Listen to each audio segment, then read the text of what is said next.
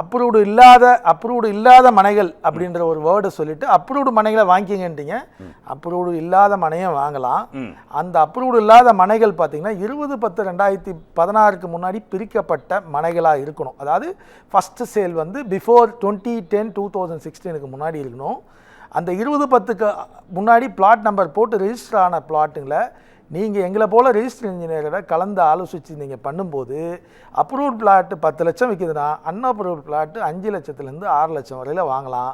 அப்ரூவ்டுக்கு ஒரு கார்பரேஷன் லிமிட்டில் போனீங்கன்னா ஒரு கிரவுண்டுக்கு ஒரு 2 lakhs வரல, கவர்மெண்ட் ஃபீஸ் வரும், உங்களுக்கு 3 lakhs லாபம் வரும். ஸோ அன்அப்ரூவ்ட் பிளாட்டும் வாங்கலாம். அது கட் ஆஃப் டேட்டை கரெக்டாக பார்த்துங்க. 20/10/2016 அந்த கட் ஆஃப் டேட்டை பார்த்து வாங்குங்க. எங்களை போல் ரெஜிஸ்டர்ட் இன்ஜினியரை கன்சல்ட் பண்ணுங்கள், இல்லை என்னுடைய நம்பர் என்னை கூட கான்டாக்ட் பண்ணிங்கன்னா உங்களுக்கு கைட் பண்ணுறேன்.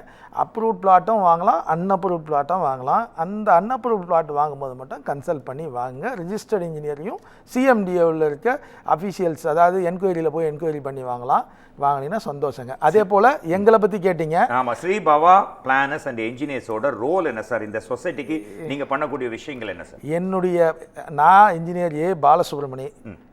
சாதாரண இடத்துல ஒரு சென்னைக்கு அரை டிக்கெட்டில் ஓடி வந்த எங்கள் அப்பாவால் நான் வந்து இங்கே என்னுடைய வாழ்க்கையை நான் இங்கே ஸ்டார்ட் பண்ணி சிஎன்டி தான், செங்கல்வர நாயக்கர் பாலிடெக்னிக்கில் தான் நான் என்னுடைய இனிஷியல் டிப்ளமோவை முடித்து ஃபர்தராக என்னுடைய குவாலிஃபிகேஷனை இன்க்ரீஸ் பண்ணி இன்றைக்கி பார்த்தோம்னா என்னுடைய தாரக மந்திரமே அப்ரூவ்டு இல்லாத வீடுகளும் மனைகளும் நம்ம ஊரில் நம்ம தமிழ்நாட்டில் இருக்கக்கூடாது.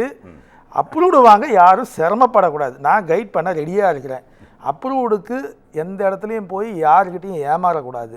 ஏன்னா இன்றைக்கி பார்த்தீங்கன்னா ரிஜிஸ்டர்டு இன்ஜினியர்கிட்ட போய் எத்தனை பேர் அப்ரூவல் வாங்குறாங்கன்னு தெரியாது.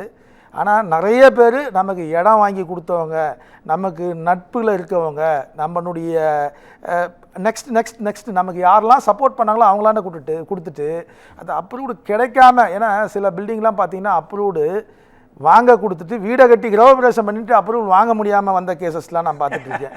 இந்த மாதிரி சூழ்நிலையில் பார்த்தீங்கன்னா அவங்களுக்கு அப்ரூவலே வாங்க முடியாது. ஏன்னா கட்டி முடிச்சிட்டாங்க, டிவேட் பண்ணியிருப்பாங்க, அப்ரூவல் வாங்க முடியாது.